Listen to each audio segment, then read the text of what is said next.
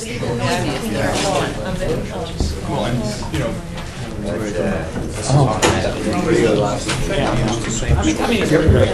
that? I've been coming to these pretty regularly.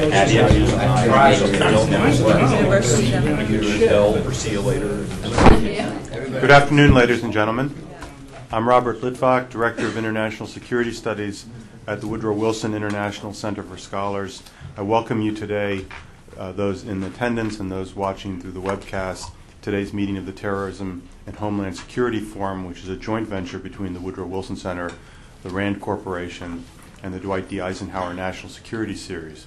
Very grateful for the support provided to the Army for this series through the Eisenhower series. Bill Angerman, one of the managers of the program, is with us today, and we welcome him and thank them for their support.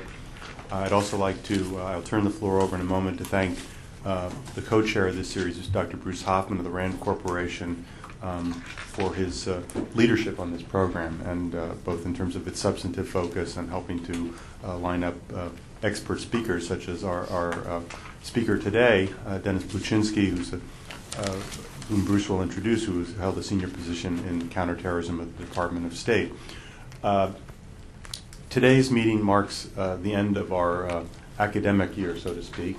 We will go quiet during the summertime and then resume the series in early September, and I believe in the best possible way, which will be a special occasion to mark the relaunching of the revised and expanded edition of Bruce Hoffman's book, Inside Terrorism, which is just hot off the presses, though is it commercially available? It's check Amazon.com, and you can get it, which is a distinguished and widely praised, I guess almost a classic book that is being revised and expanded for the post 9/11 period.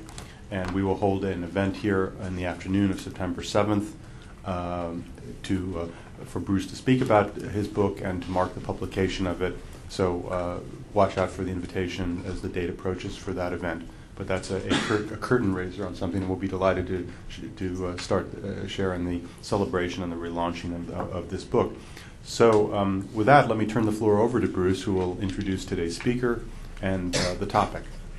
Thanks, Rob. Thanks also for those very kind words. And let me thank the Army and the Eisenhower series as well for their sponsorship of this series of seminars.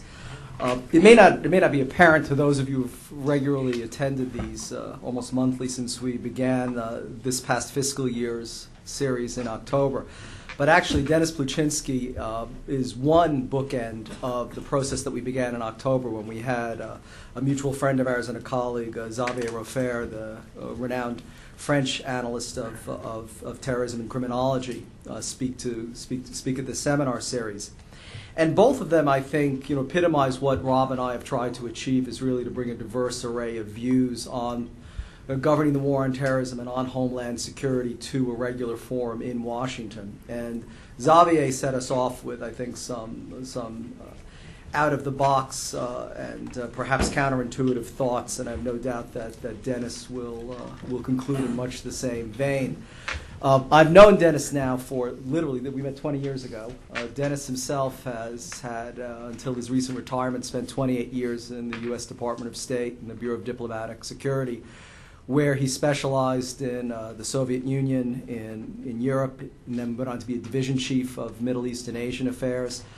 I don't think there is really any better analyst in Washington, or perhaps in the world, on terrorism threats than Dennis, and I think I'm on very safe ground saying that, because there's certainly none that has the institutional memory and the historical background in this subject.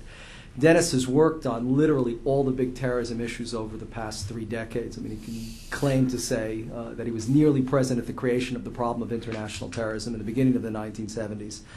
In 1982, in recognition and acknowledgement of the pivotal work that he played and the events that led to the freeing and the release of Brigadier General James Dozier, who had been kidnapped by the Red Brigades in Italy, a group that probably many people have never heard of and fewer people pay attention to.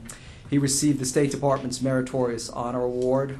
He was twice selected for the Director of Central Intelligence Exceptional Intelligence Analyst Program to conduct independent research.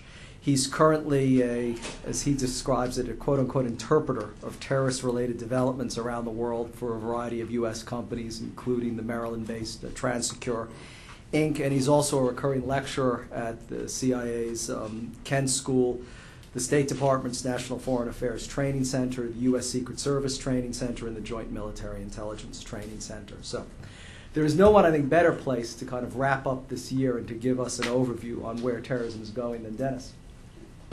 Thank you, Bruce. It seems to me that in any lecture, briefing, or speech, there's really three outcomes for you, the audience. The first is that you walk away with something new or something that triggers your exploration of some particular vein of thought. The second outcome is that you hear information that you already know. And I want to emphasize this point. When you listen to information, and that information is something you already knew, that's validation and confirmation. And that's very important, especially in today's rather murky analytical world when you're looking at global jihadist groups. So that's the second outcome. The third outcome of any type of lecture, of course, is that the food was great and the coffee and donuts were great. I'm shooting for number two.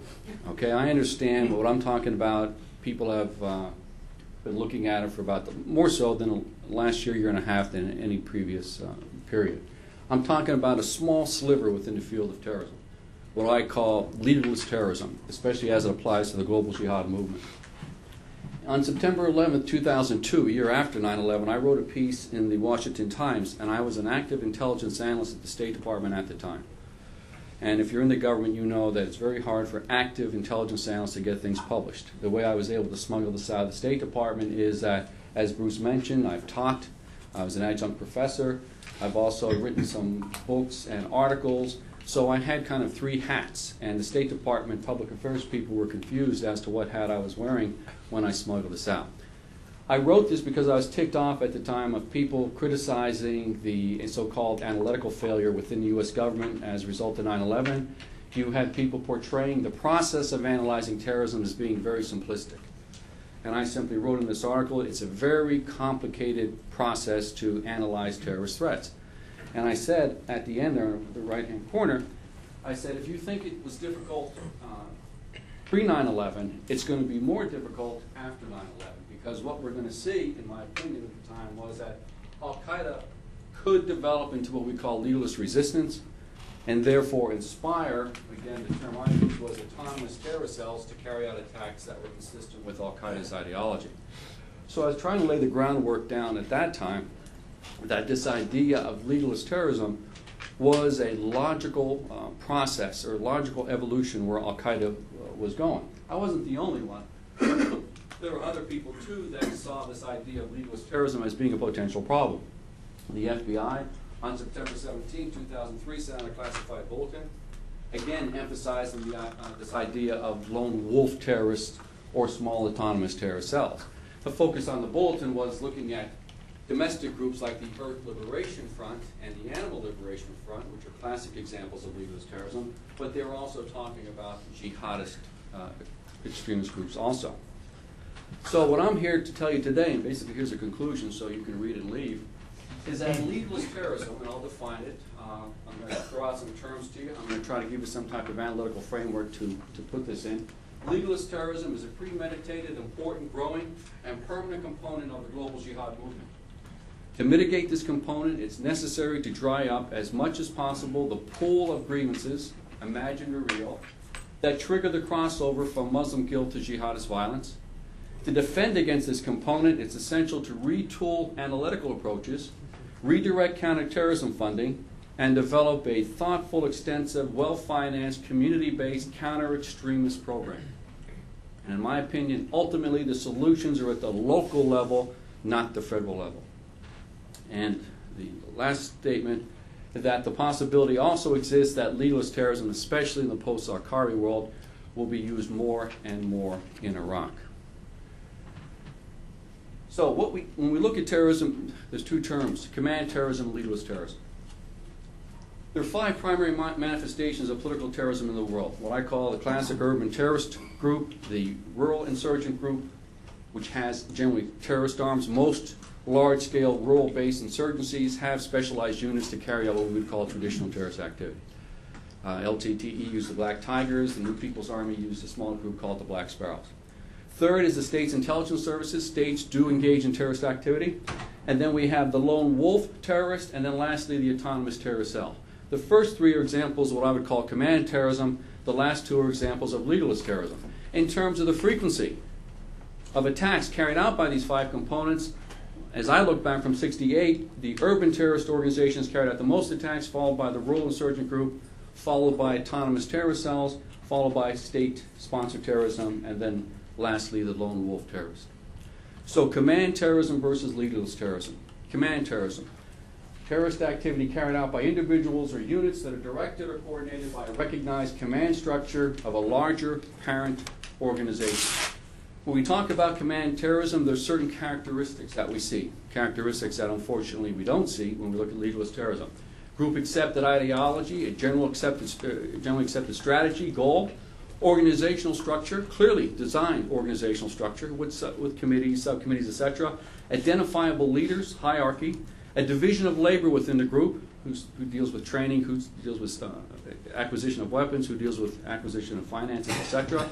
The group has a name, the group has a logo, the group has a flag or a banner. There's generally some type of oath or initiation into the group, and that leads to a discipline program too. There are rules in terms of how group members should act. There's an operational code.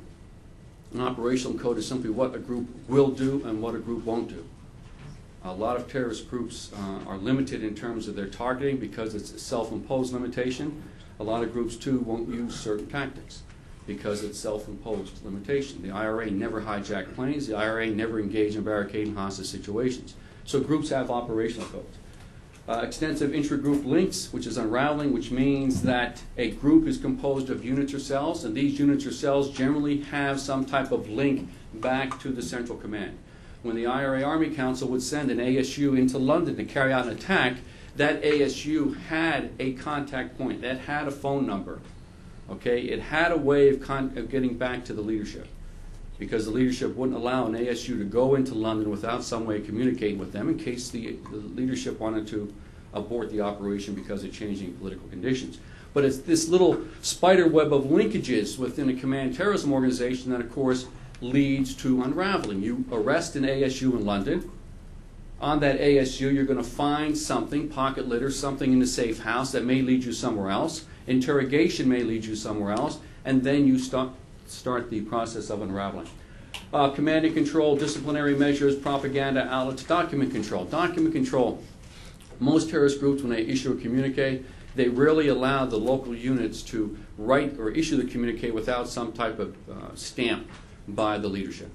So there's document control. When strategic documents are issued, or what we call attack communiques are issued, generally the leadership has some control over those documents being put out.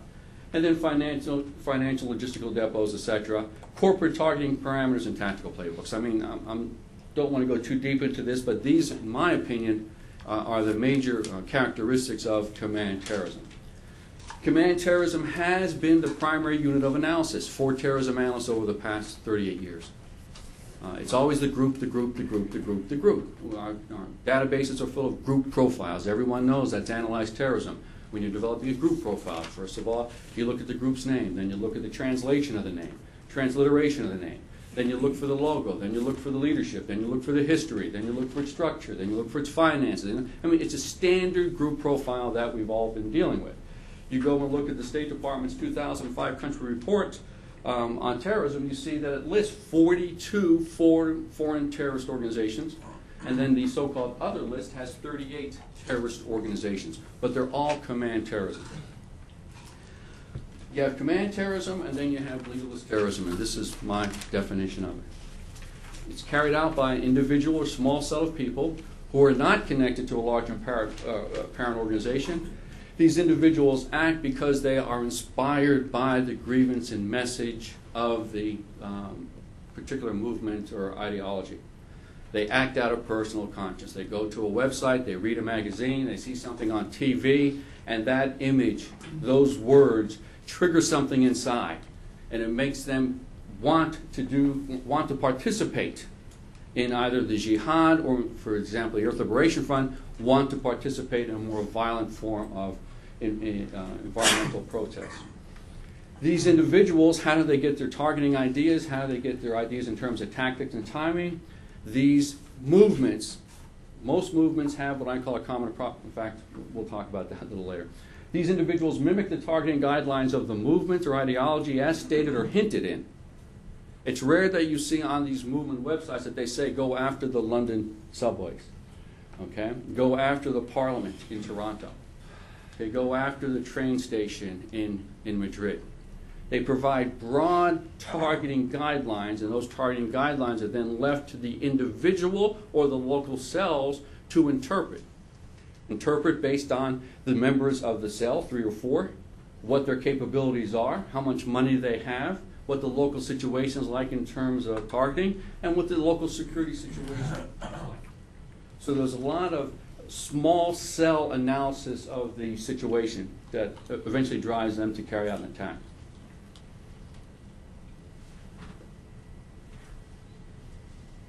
Leaderless terrorism has 2 elements, lone wolf terrorists and what I call autonomous terrorist cells. A lone wolf terrorist, everyone's familiar with, an individual who has a political, social, religious objective, driven by personal consciousness and conscience, engaged in a terrorist act.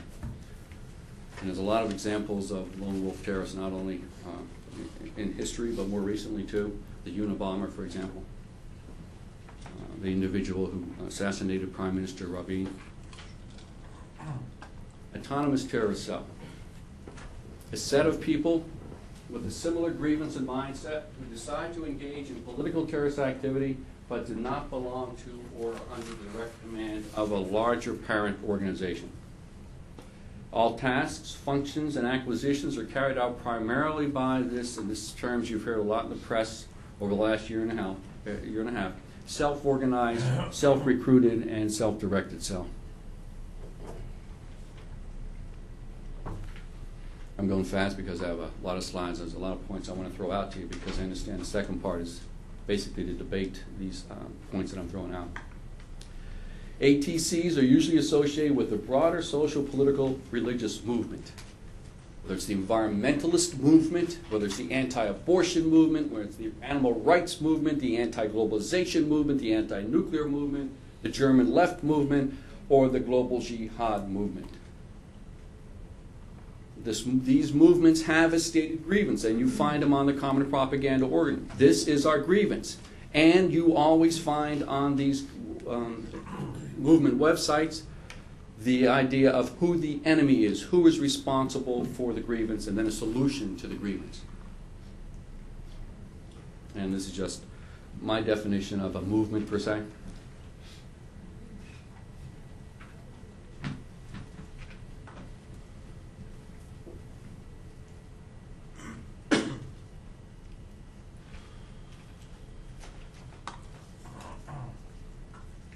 ATCs take their targeting, tactical, and timing cues, as we said before, from hints, guidance, messages, and exhortations that appear on the grievance-related common propaganda organ, and that's the key, the common propaganda organ.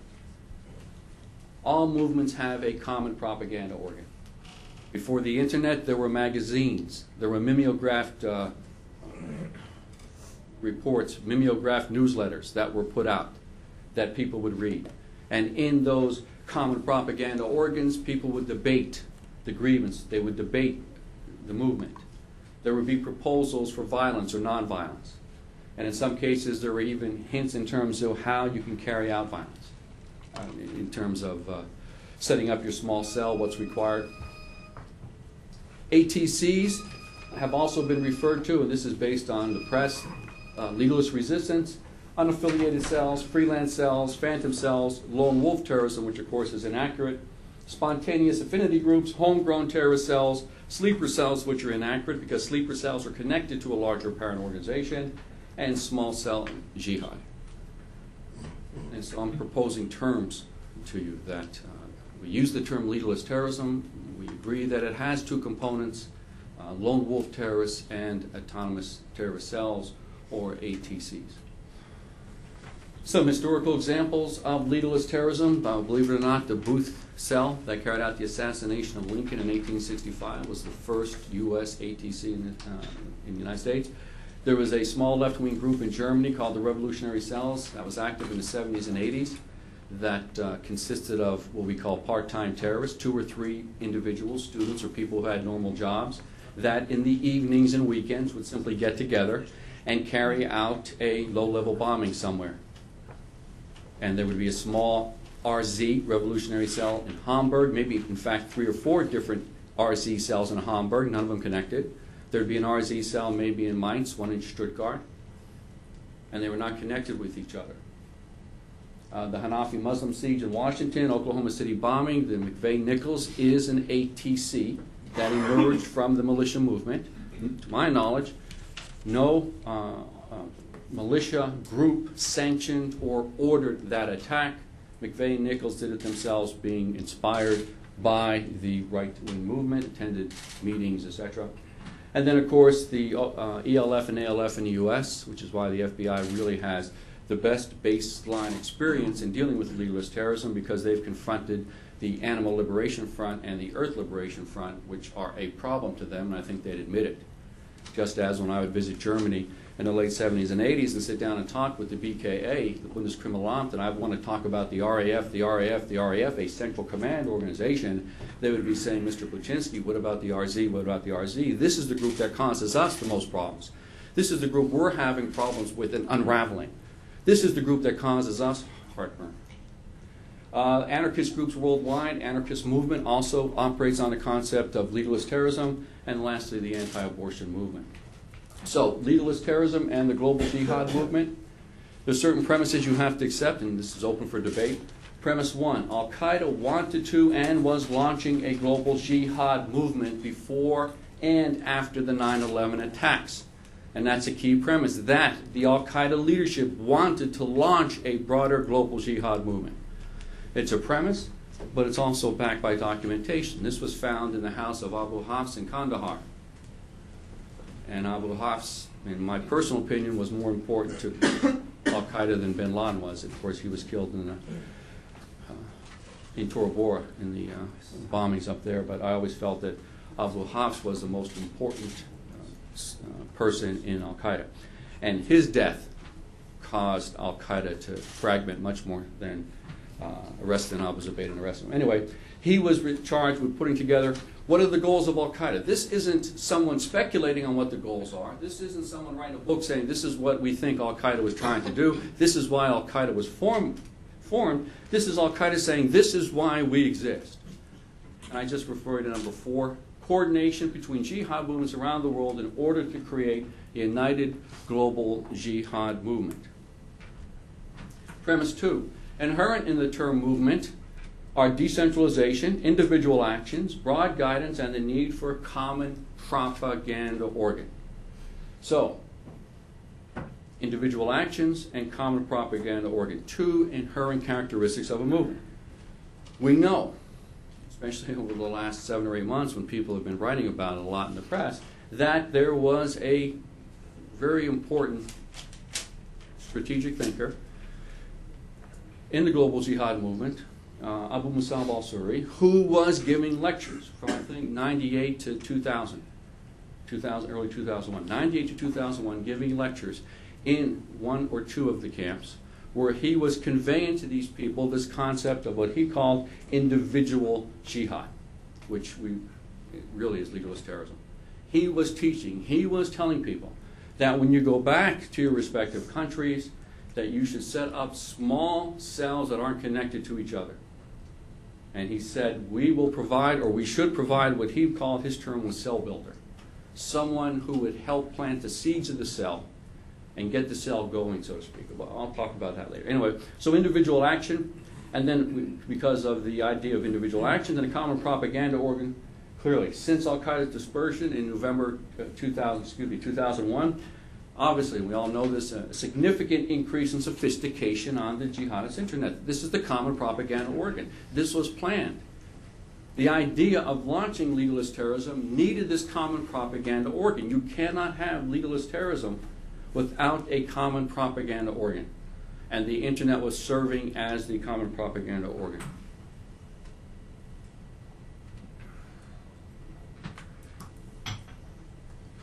What we're saying is Al-Qaeda knew the benefits of leaderless terrorism and was planning for it before the 2001 attacks. And of course, Al-Suri's received a lot of information, a lot of attention since. And these are personal opinions, of course, but if you follow the global jihad movement, I don't think I'm stretching it too much. And if you especially follow the global jihad movement since late 2003,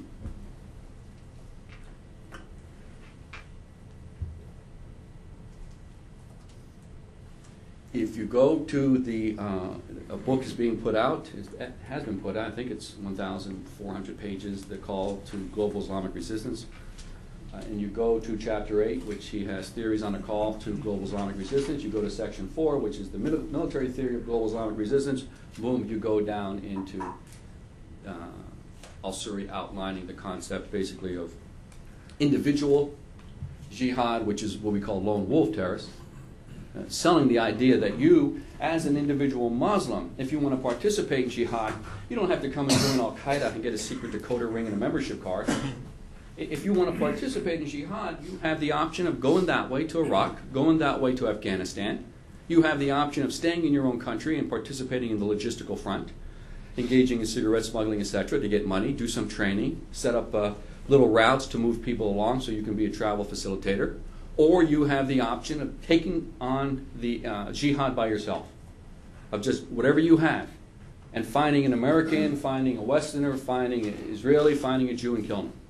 Or if you have close friends, if you have people in the mosque that are sympathetic, then you set up an ATC.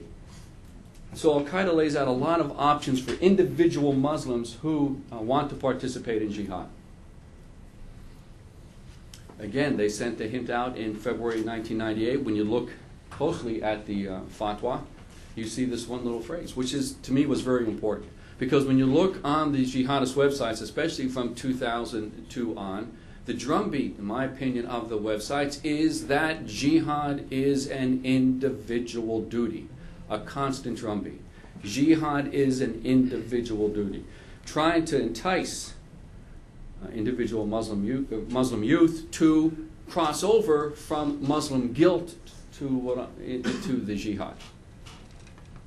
So why Muslim guilt? Because in my opinion, when you look at the themes coming out of the propaganda tapes that are being put on the internet, the constant theme, or the leitmotif, in fact, is the idea that Muslims around the world are being oppressed, that Muslim women are being ravaged, that elderly are being attacked, and that you, as an individual Muslim, have the responsibility to step forward and to participate in jihad to defend the Muslim community. And then this is just a quote from Ibn Zawahiri's book that he wrote prior to 9/11, but was published in London, of course, afterwards. I mean, just look at the last sentence. They were laying down hints well in advance of the attacks in Madrid.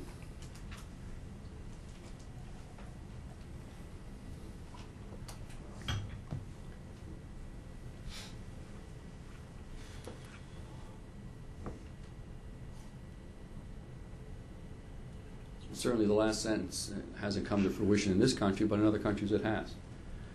So this Al-Qaeda wanted to launch this global jihad movement. This is my definition of it. It's interesting that you have some people calling it the internationalist jihad movement, some people call it the transnational jihad movement, and some people refer to it as the global jihad movement. I think by using global, you're saying that the threat is much more broader than using terms transnational, internationalist, but that's personal opinion. The global jihad movement is primarily a web-directed but lightly coordinated effort by a worldwide collection, and this is the key, of individual jihadists, lone wolf terrorists, domestic jihadist group like Jamaat Islami, the old IMU in Uzbekistan, small jihadist ATCs, which we're all aware of, and what I call remnants of the pre-9/11 Al-Qaeda organization. And these are the components of this global jihad movement. To be a global jihadist, again, in my opinion, there's two key pillars. One is you have to believe that the U.S. is the primary enemy of Islam, and two, you have to believe that it is Islam's manifest destiny to rule the earth. It's simple, but that's my opinion. So when I talk about the global jihad movement, there is no structure to it. So this is an analytical framework. When you're looking at the movement, it has three components: a political front, a media front, and a militant front. The political front are political parties who are trying to propagate the cause of the global jihad, the madrasas, radical mosques, the labor associations, teachers associations, Islamic centers, and charities. Then you have the second component, which is the media front. The media front, as we know, has the websites. They also have bookstores, media firms. They have comic books, rap songs. I mean, it's incredible how far they've gone out. The websites have almost everything you can think of: audio tapes, videotapes, e-books, chat rooms, forums, songs, text, animations, blogs, newscasts, and even some contests every once in a while. When you look at the text, you see that the text follow a certain theme. Either the theological text, which is explaining why we're doing it and why we have the theological underpinnings to do it, the martyr-building text, which is to cause these individual Muslims to want to emulate the martyrs who carry out attacks in Iraq and other places, historical text, current political analyses, strategic studies, etc. So the media front. The media front also is used to provide this virtual training opportunity for jihadists. The jihadists that make up this component of legalist terrorism. Video training, text training, case studies training, poster agitation. Poster agitation is where you have in a chat room or forum, you have a jihadist who proposes something like, brothers, we should be looking at the tail numbers of executive jets. Brothers, we should be considering maybe an attack on a U.S. sports stadium with 6 suicide bombers. It's amazing in terms of the chat rooms and forums, the agitation, the proposals that are being thrown out there. PowerPoint lectures too. They're putting their stuff on PowerPoint lectures, and they even have lessons learned. They looked at the attack at the U.S. consulate in December 2004 and analyzed in terms of what mistakes were made so that they can be adjusted. They have their own global Islamic media front, as we know. So then we come to the militant front. The militant front, in my opinion, has 3 arms. On the left, you have the domestic jihadist groups. These are organized command terrorism groups that have a structure, have a leadership, have a hierarchy. They adhere to the concept of the global jihad, and they act accordingly in their respective countries. And these are some of the attacks. In the middle, you have what I call remnant al-Qaeda, which is what's left over from the damage they've suffered, the stress the group has been under since 9/11. You can see by the geographic shape of the box, in my opinion, clearly al-Qaeda is this remnant al-Qaeda is degenerating. One small indicator is that when I was with the State Department, we used to talk after 9/11 of al-Qaeda's so-called A-team attacks, which of course were Cole East African embassy bombings. Al-Qaeda A-team attacks. Yet you see that the last A-team attack by al-Qaeda was Mombasa, Kenya in November 2002. So it's almost 2.5 years they haven't been able to get an A-team attack out.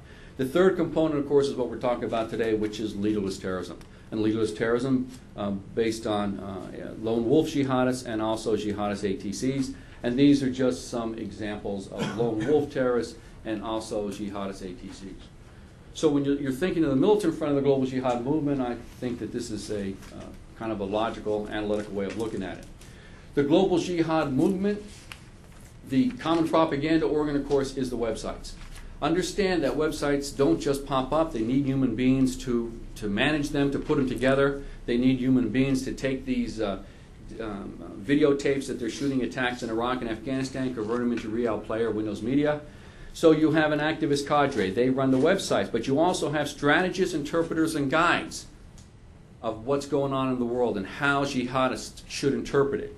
They run the websites. The websites then, and the forums and chat rooms, but the websites propagate the cause, recruit, create this idea of fraternity. And this is very important. Why? Because just as with the ELF and ALF, you've got an individual who's gone onto a website, who's seen a jihadist propaganda video, or has watched something on the news where some Muslim woman or male's being hit on the head somewhere. They're watching this on TV. Looking at this, they're being angered by it. They want to do something. Okay? They want to cross the line and participate in jihad, but before they do it, 2 questions they ask themselves. One is, am I nuts? Am I the only one who thinks like this? And the second question is, well, how do I do it? What do I do? I'm not a professional terrorist. Well, the idea of fraternity is to convey to people that, no, you are part of a broader movement. There are other people like you who have crossed the line and have engaged in jihad and carrying out mortar attacks. Martyr attacks. 15 minutes left. 33 slides, 15 to 33. Oh, sure, I always run out of time. I never come here anywhere I go, I never finish the slides. But this idea of fraternity is very, very, very important. Very, very important. If you buy the concept that they're going after individuals, as an individual or as a small group to participate in jihad, you have to lay the groundwork for them to make it easy. And this idea of fraternity is one of them. Operational advice, ideological guidance. This is just on the Camp al-Batar, which was put out by Al-Qaeda on the Arabian Peninsula, idea of establishing active cells, telling you how to set up your own small ATC.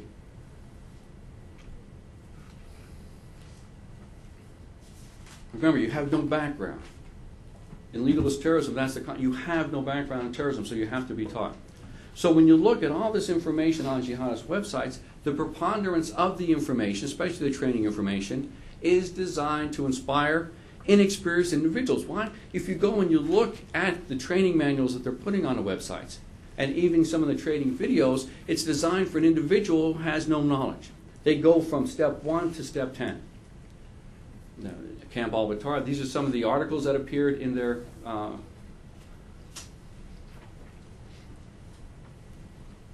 safe houses, how to pick out safe houses, A to Z. How to carry out surveillance, A to Z. You have no background on surveillance, they give you all the basic building blocks to give you that basic set of terrorist skills necessary to carry out an attack. Oh, I won't go into the physical training because I'm short, but it's very interesting, the theme of physical training in all the jihadist websites. These are lessons too. You look at the lessons, you go on to these documents, and these are documents designed to train the individual who has no background on poisons, no background on biological terrorism, doesn't understand the chemicals.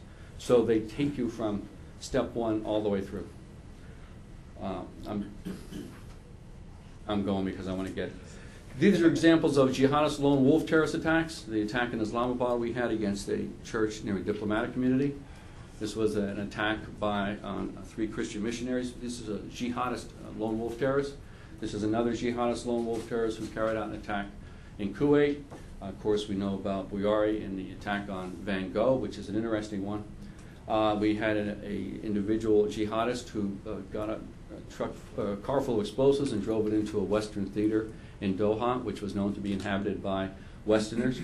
You go back and look at his background. He had a great job as an electrical engineer, had a wife, newborn baby. The interrogation and the investigation show the guy had no drinking problems, no drug problems, had no problems at work, no familial problems whatsoever. And then we had this guy in Northern Ireland who was arrested, going onto websites, possibly planning an attack to bring down an aircraft just by himself. I mean, there's a lot of examples. I was just trying to crystallize it for you to let you know that there are.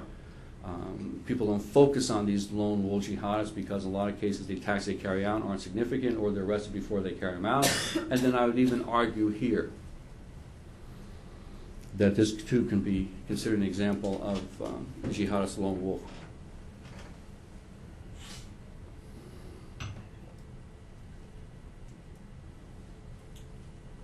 And another one, the attempted killing of a German newspaper editor.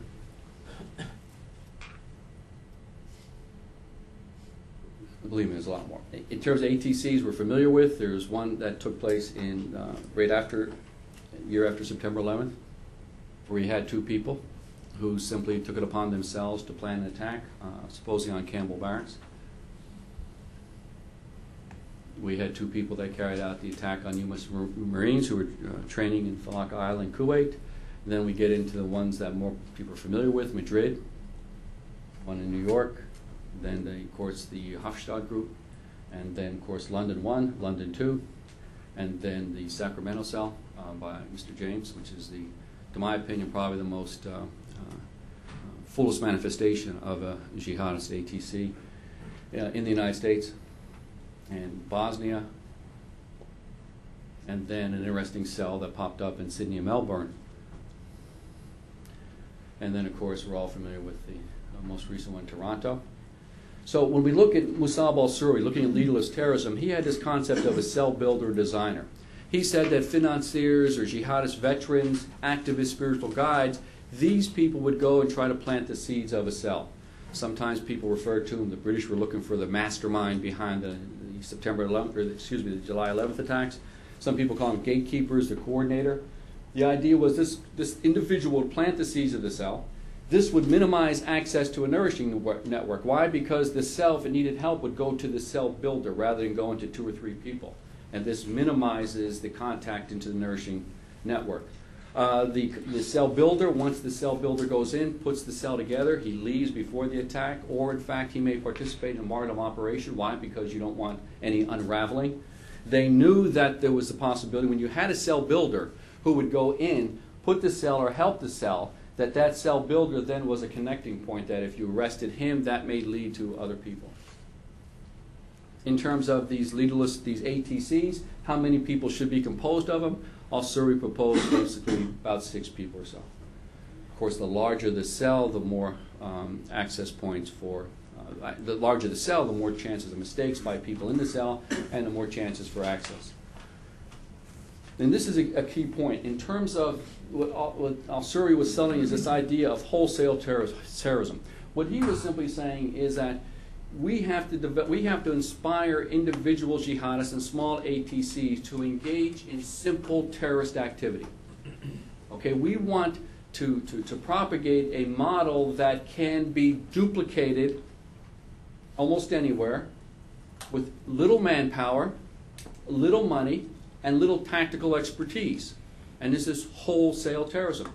Put together a model, simple, and other people could then emulate it. And this is the same thing that the revolutionary cells were putting out back in 1978, saying the same thing. Telling people who wanted to participate in revolutionary cells to set up your small cell, but we don't want you to carry out assassinations or hijackings or kidnappings. We don't want you to carry anything tactically complicated. We want you to carry out simple attacks that the people could emulate so that other cells can spring up more readily. And then you look at even the anarchists too, the same concept. Many small fires spread all over the place, capable of lighting the final bonfire. So when you're thinking of legalist terrorism, consider this idea of wholesale terrorism. They want to make it simple. They don't want to make it tactically complicated, manpower intensive, and financially costly. There is no generally accepted jihadist ATC template. When you look at the different cells that have popped up, they all have a little bit of different elements. But I think these are the key: the local security conditions, the capabilities, dedication, and personal conscience. Why? Because you may have a 3-person cell, and that cell's discussing, okay, we might go after carry out a bombing in the Toronto subway, but then again, why don't we go and carry an attack on this school where there's kids? And you may have one of those cell members saying, well, you know, I'm for the subway, but I'm not for the school. So you've got this idea of personal consciousness among the individuals that may be the ultimate balance in terms of whether they carry out the attack at a school or in the subway. A degree of external connections and the cell's reading of the local and international. No jihadist ATC template. The size of the ATC is different. You look at the London cell 4, you look at Madrid was about 14, you look at the one in Toronto, maybe 17, you look at the one down in Melbourne, a little bit higher with about 18 or so. The one in Hamburg had 2, so the sizes differ. A jihadist ATC, when you form your ATC, you have a choice. We're going to carry out the terrorist attack, a suicide attack, in which case it's a one-off attack, or we're going to live and fight another day, which is, of course, the cell in London took the first one, which is a one-off attack. The cell in Madrid took the idea of no suicide attacks, we're going to continue to fight. And then you even have with Toronto and Melbourne and Sydney, the both options. We will carry out suicide attacks, and we will carry out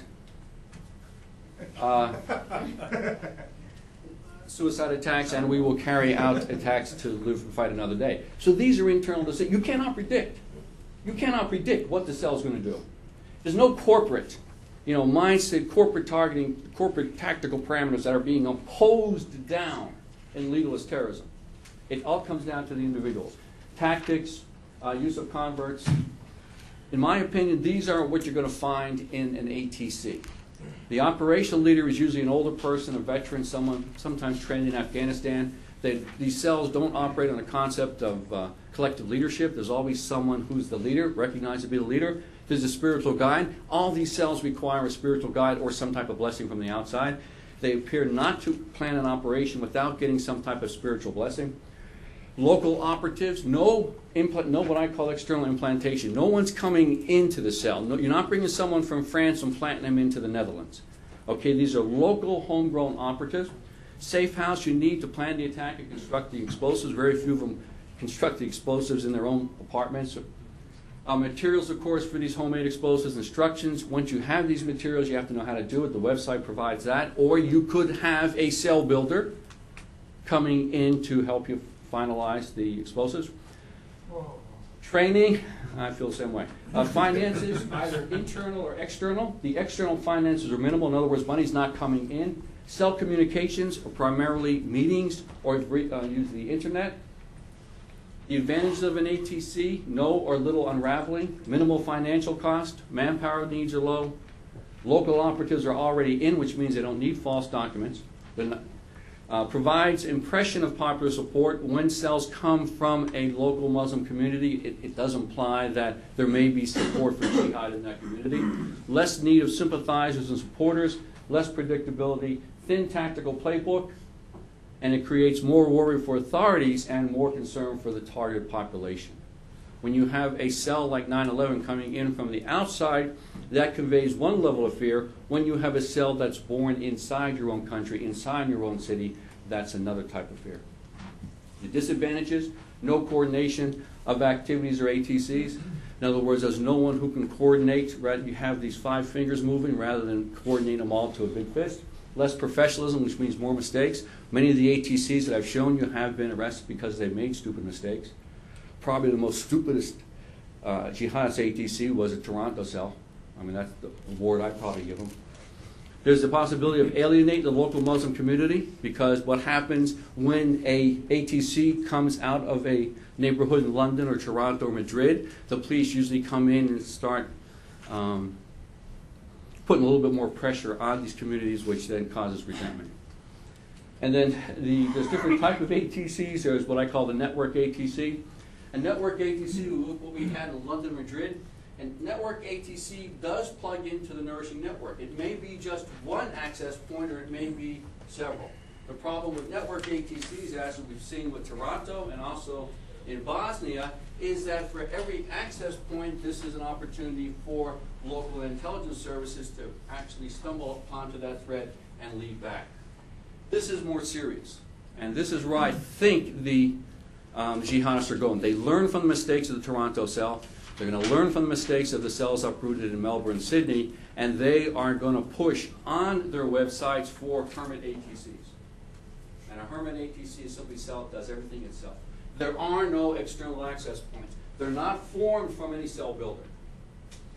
These are cells that the Earth Liberation Front has set up, and also the ALF. These type of cells are virtually impossible to detect unless you can infiltrate them.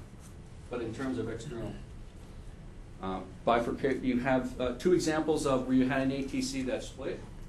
The cells in Australia, one was sent to Sydney, one was sent to Melbourne, and then the one in Toronto too. I think as time goes on, you will see that they had a disagreement within the cell, and that disagreement caused that cell to split. Well, I have 30 seconds? Less. Less? 15? 15? All right, so we know that the DNI said that these are harder to spot and represent a serious intelligence challenge. I lectured to new analysts at certain agencies, and I certainly tell them that this is going to be a problem for them. And this is why it's going to be a problem. Versus, this is on the left side is command terrorism, on the right side is leaderless terrorism. So in terms of refocusing your analytical and also collection efforts, you have to shift from the left to the right. In terms of the first line of detection of ATCs, it's going to be the Muslim communities. Okay, the Muslim communities. And this is why, if you remember the conclusion at the beginning, I said that to defeat homegrown ATCs in this country, it's going to be necessary to spend a lot, to shift money away from CIA, shift money away from DIA, and shift it to NSA, the FBI, local and state law enforcement agencies, so that these local and state law enforcement agencies can set up these extensive community policing programs in Muslim communities, because this is going to be the key point. And these are just some other suggestions that I can pick up later. And then I'll end with what I consider to be the problem in terms of, I think, where these legalist terrorism ATCs are evolving to. It's this right here. In other words, cells that never see each other, cells that have no physical contact, but cells via communication devices are able to task people to do certain things, and the culmination of all the tasks leads to the attack itself. So there is no personal contact. Forget. Shall go back to the conclusion. Legalist terrorism, from the perspective of the global jihadists, is premeditated. It was planned. They did consider it. They were teaching it. It's very, very important in terms of from the perspective of the global jihadists. It is growing, and I think it's permanent. I don't think that if they conquer Iraq and take over Iraq and use Iraq as a base, that they're all of a sudden going to say, well, we don't need the legalist terrorism component anymore. Legalist terrorism will always be a very important element within the global jihad movement. And then, as I said in the last section, to defend against this component, you have to retool analytical approaches, redirect counterterrorism funding, and develop a thoughtful, extensive, well-financed, community-based counter-extremist programs, because it's going to be run at the local state levels.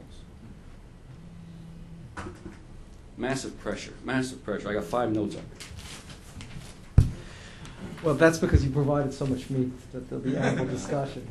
But so there's the problem. An open battle, any place, any time, with little rules. Thank you. In an environment that always seems now these days to be dominated by conjecture, you've certainly given us a lot of empirical data to work with, and also commendably, unlike many other analysts, you've gone out a bit on the limb as well. So why don't we open the floor to questions? Sir, and please state your name and your affiliation. Hugh McElrath from Navy. So I got it that we're going to see. You got it? Yeah, Good man. that we're going to see possibly lower capability, sort of death of a thousand cuts, right. And that the quotations from the Al-Qaeda leaders, it sounds like they're going to accept that. They want to have sort of a grassroots movement. But is it not also possible that modern society has so many soft targets, so many points of vulnerability, that 2 or 3 wise guys with no external support could still put together these high-impact events? Sure, it depends. Again, as I said, you have these 2 or 3 people, and one person in this cell may have a particular expertise. He may be smart, he may have some chemical engineering background, he may have some electrical engineering background, in which case that changes the dimension of that cell in terms of its potential threat capability. So I agree with you that in terms of the ATCs, the general rule of thumb is that the global jihad movement uses legalist terrorism to engage in these, what you call these little cuts, these little slices. But it doesn't mean that they're simply saying this is all you can do. They're simply saying that this is what you should do at a baseline. If you can do anything more, that's fine. But that anything more is going to be determined by the individuals themselves. It may be one of them has a relative who works for a nuclear power plant. It's all those unknown elements. But no, I'm not. I agree with you that that's a distinct possibility. And this is why we see, reports of people planning ricin attacks and maybe some other chemical attacks in subways, because these people just have that expertise or they just have that interest. So, but it gets down to that local cell. How do you predict that, though?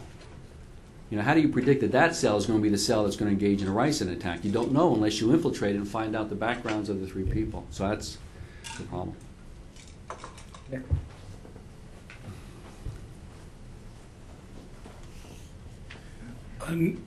Nick Berry, Foreign Policy Forum. By the way, Dennis has helped me for over 20 years working on what little I know about terrorism.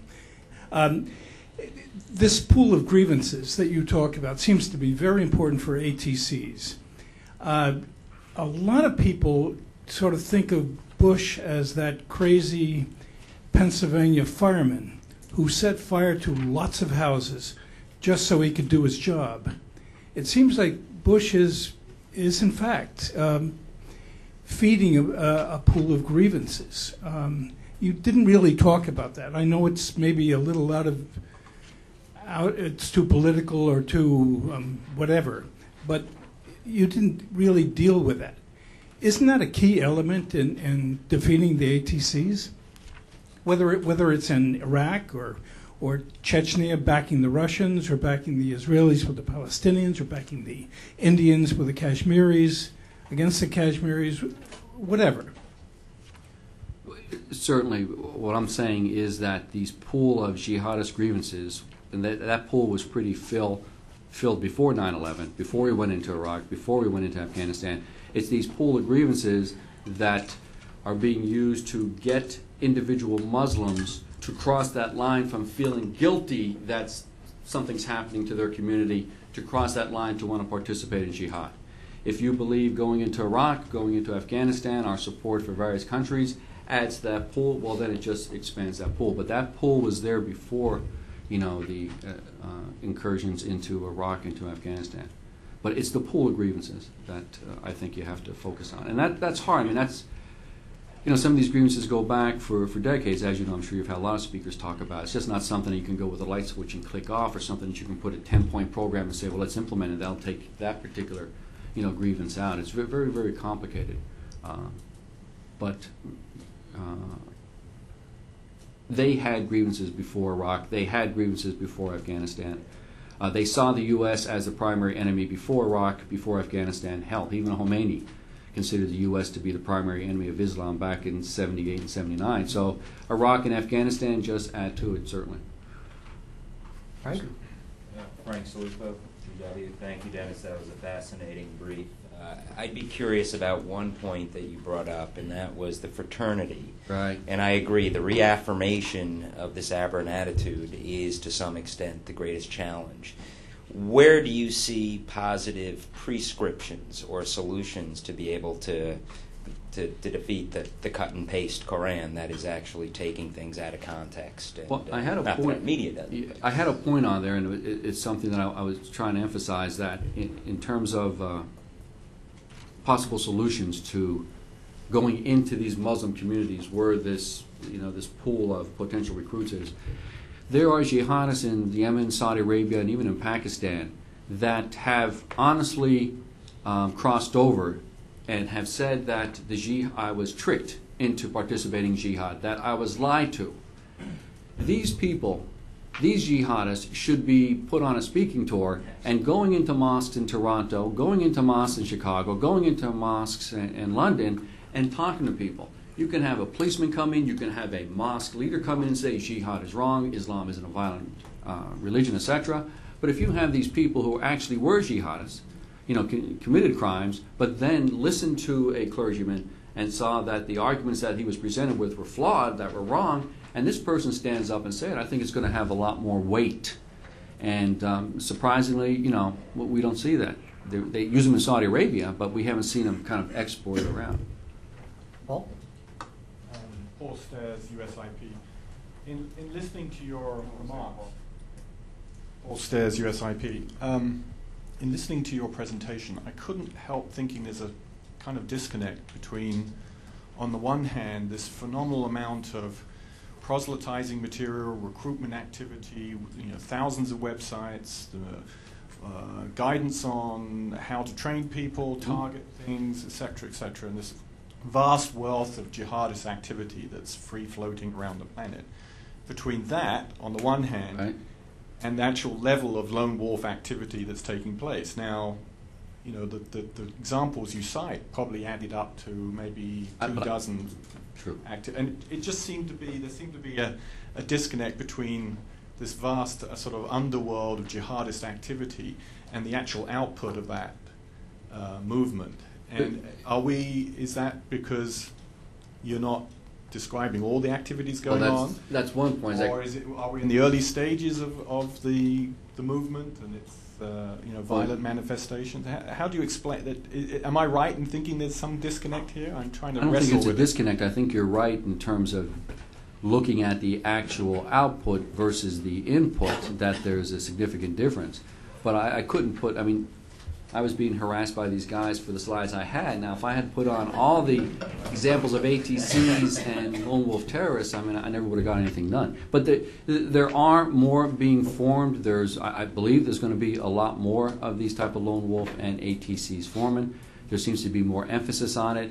I think that there's a period now in terms of the jihadist strategists, the people who look at things and say, you know, we have to learn from our mistakes, are looking at Toronto and looking at Melbourne and looking at what happened with the Bosnian and Sweden cell and saying, what mistakes did these brothers make? Okay, the mistakes they made is that they connected to the internet. They plugged into the nourishing network. And that you plug into a network, it may be that the host country intelligence services already have that network and it's going to lead back to you. So I think there's a period here of readjustment and re-strategizing in terms of whether or not they should stick with these network ATCs or go to a hermit ATCs. But, so I think you'll see more. I think there's more than what I showed you, but I think certainly if you look at all the websites, you look at everything they're putting out there, and you look at the output, that the output doesn't fit the input. So, yeah. But I think there's more to come. Rob? Thank you, Dennis. I just wanted to ask, you mentioned Abu Musab al-Suri, and the Post, I think, Outlook section had a piece on him in which it said that he was very much interested in mass casualty attacks using weapons of mass destruction. And I was curious, as in terms of the trend that you are discussing here with the sort of fragmentation, how does that affect the ability of these groups to carry out not just an attack that would be have a psychological effect, but one that would truly achieve a mass casualty objective? It's more of a question of acquisition of materials and expertise to put something together. That's the thrust of my question. Does that phenomenon make that less likely to happen? The odds of an ATC engaging in a materials attack, chemical, biological, radiological, nuclear attack, is much less than an ATC engaging in, the type of suicide attack, storming a parliament, or a suicide attack on a subway or train. The ATCs, by their nature, and the way al-Suri was teaching it, is that the ATC should be developing tactics that can be cheaply, quickly, easily copied around in other parts of the world. It's a weapon of mass destruction is a special type operation, even for an ATC, that would require. Just so happen that 2 or 3 people, one of them has access to materials, and one has the ability to put it together. So I don't see it as a common tactical element of an ATC. It's more of a extraordinary tactic that an ATC would put out. Yes. I am from Bulgaria. Thank you for the lecture. It was very interesting. I have a question from the legal point of view. We know that some of the terrorist operations done in the past, they required a legal decree, fatwa. The classical example is the assassination of Anwar Sadat in 1981. What is your estimation? Do we reach the point where this ATC might operate without any concrete fatwa? And that, in my opinion, has not only legal in the context of Sharia, of Islamic law, but also psychological dimension. Thank you. I don't think they need a fatwa to operate. I think what they take as a theological or political rationalization for what they do, they get from the websites, whether it's a Bin Laden statement, a Zawahiri statement, or some other Islamic cleric. They take that's their fatwa. That's enough to you get it as a process of indoctrination? They are indoctrinated? I don't understand what you mean, I indoctrination. mean that they are ideologically prepared. They don't need any concrete decree in that sense. No. A lone wolf, my understanding, a jihadist lone wolf terrorist, a jihadist ATC doesn't need a formal fatwa to carry out operations. To me, they seek, when you look at the cells, and basically you're peeling across the different levels, but they look more for a spiritual blessing. That this is okay, go ahead and do it. We say it's okay. Not so much a fatwa, but a spiritual blessing. And I'm not equating blessing with a more legal connotation of fatwa. So what they require, and all the ones that I've looked at so far, was they needed someone to be their spiritual leader. They needed some type of spiritual blessing.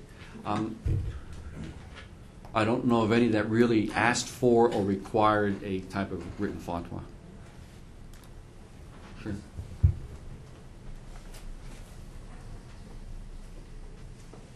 Kevin Whitelaw with U.S. News and World Report magazine.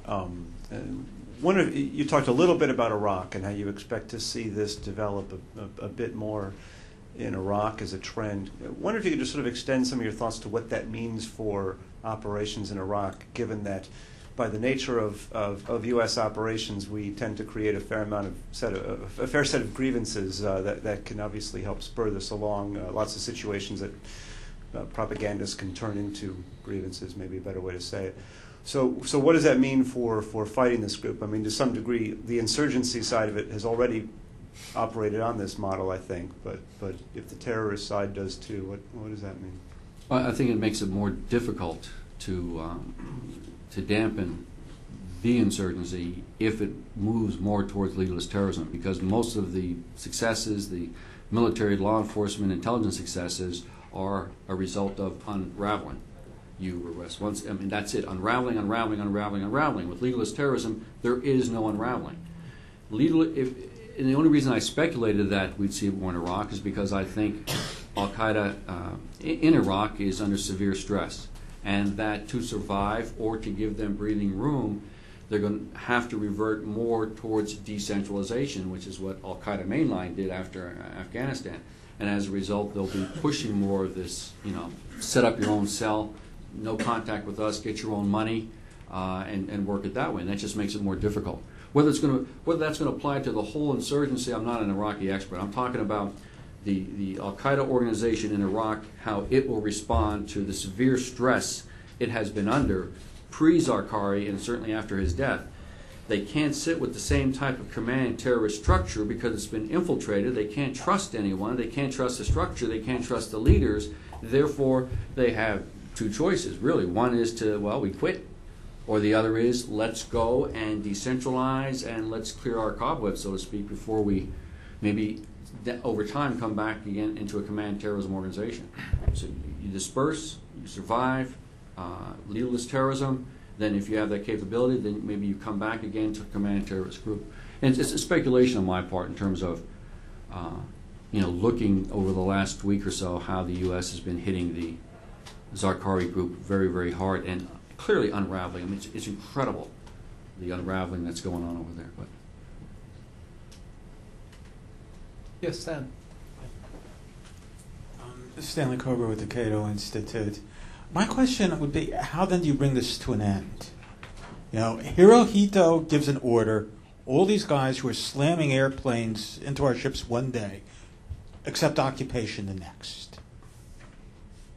You can have a negotiated solution, you can have deterrence, but in the absence of a leader whose orders are authoritative, how do you bring this to an end? why are you asking me? I just pointed out the problem, and I think where it's going. I don't have a solution. I do believe that the solutions to leaderless terrorism. Now, keep in mind the global Jihad movement has those three arms. Okay, now I'm not putting everything in one basket here. They have three arms. What's left of Al Qaeda, the domestic groups, and legalist terrorism. In terms of legalist terrorism, you have to try to dry up those pool of grievances, but you also have to go into Muslim communities. That's where you have to go. That's the first line of defense.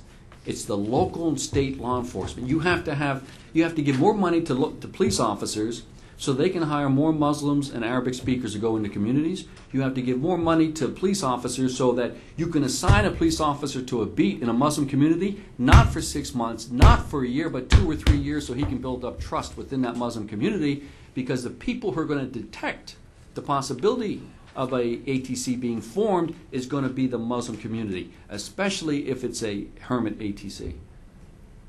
I'm sorry, I didn't mean to pound the table. But I really honestly believe, and I'm a federale, and I'm 28 years in the federal government, I believe the money should be now being pumped. If you want to stop the emergence of legalist terrorism in this country now, it has to go to local, state law enforcement. You got to take it away from CIA, take it away from DIA, and you got to pump it to FBI, local, and state. FBI doesn't pay me, local law enforcement doesn't pay me, and state law enforcement doesn't pay me. I'm giving you an honest opinion. Okay, so that's where I think the solution is. Well, your controversial prescription is perhaps the best place to end. I think you've actually closed out this series in the best of ways in two respects. One, by being extraordinarily provocative, but doing so from, I think, an enormously informed and empirical basis. And we're very grateful to you. And we'll see you all. Have a good summer. We'll see all of you in September.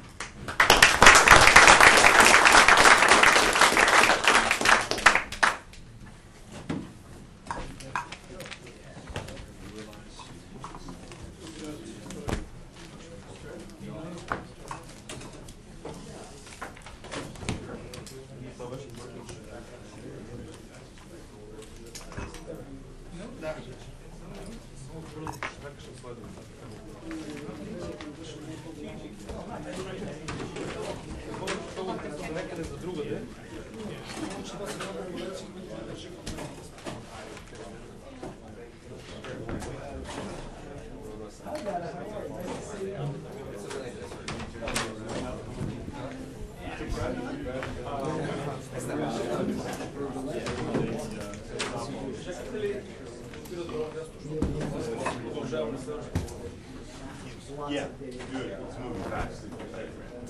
Thank you. Thanks for coming. Are you going to be upstairs, Rob? Yeah.